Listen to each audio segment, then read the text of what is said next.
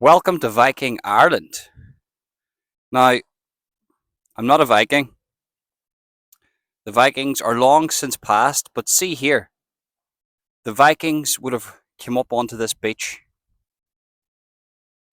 many, many years ago, many, many centuries ago. They would have come up onto this beach, and that little town behind me, Dundrum, all of that would have been forest as they came up here. And I suppose this video isn't so much about the Vikings. It's a bit about how Ireland's changed since those times and what it would have been like. And just up there is De Courcy's Castle. Courcy's Castle. Don't know if you can see that actually. Just behind me there. I think it's there. Is that it? No. No. It is. It's on a hill there. Let me see if I can get it for you. It's right there. Up there somewhere. Is the castle. Is the castle. Now, I could only imagine what it would have been like to come up onto these shores of Ireland as a Viking. Now, that current hasn't changed much. Now, the landscape has changed. You can see there's a bit of a, just behind me there, you can see landmass. Now, there's a bit of a bridge that was built there, man-made, and the water would have came in by that. You couldn't have really got, maybe it wasn't, no, it was man-made.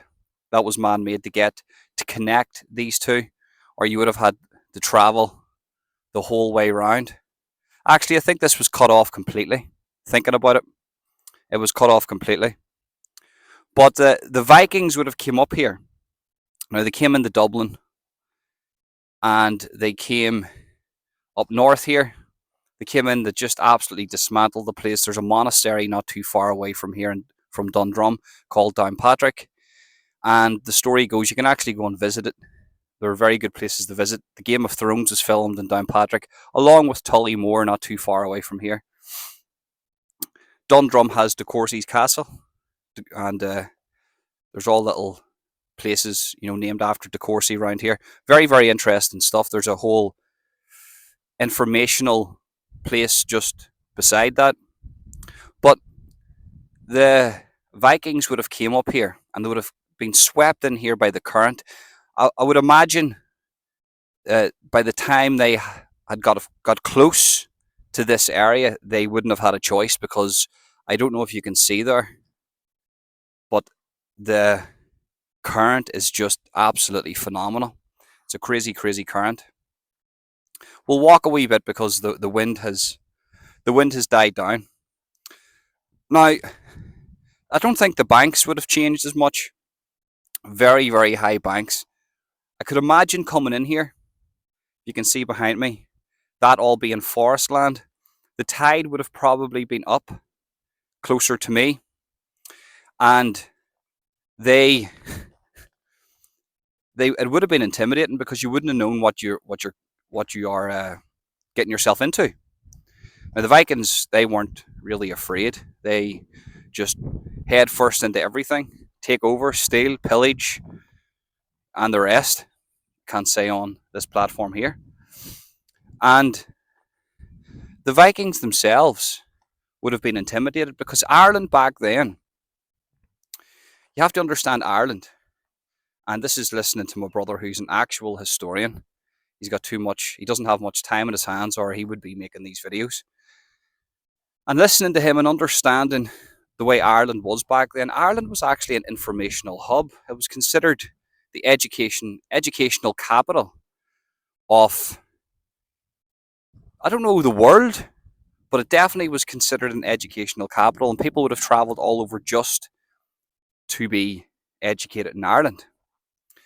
And some of the oldest writing comes from Ireland, books, and documenting things came from Ireland.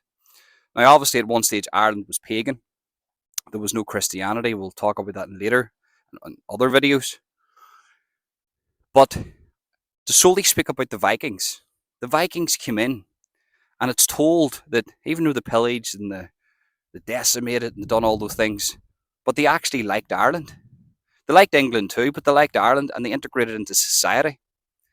And you can see that here.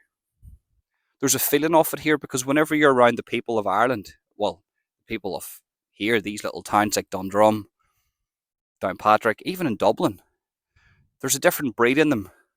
Rather than if you go into the centre of Ireland, it feels a bit different. The people feel a bit different. There's a different genetic strain that runs through them. A lot of people around here have big Viking beards. They've got the sort of the short forehead, and they've got that spirit in them. You know, at any moment, it could pop off, and you can definitely tell that they had an influence here, which is an indication that they succeeded in their quest to dominate land. Their genetics still are about here. Now I've got Viking blood in me, and I think everybody's got a taste of Viking blood in them if they're from around here. But I could just only imagine what that would have been like to come up here. Now, see just over there. I don't know if you can see.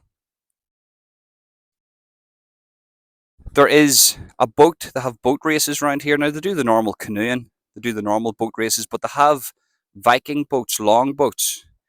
And it's really interesting to see because it's like a glimpse back in time what it would have been like to come up through these shores on a longboat or whatever. I'm not a historian. I don't know the names of the boats, but they have those big longboats come in. You're ready for battle. You've got the sword on your back. You're coming off and you don't know what you're getting yourself into. They would have been met by people educated in Ireland. You know, the old story goes, an Irish man can tell a tale. Now, there's a reason for that. There's a reason for that. And that's because whenever the Romans, and this was told to me, I don't know how true this is, but when the Romans came in and they were taken over, the Irish sent people over. They didn't send soldiers.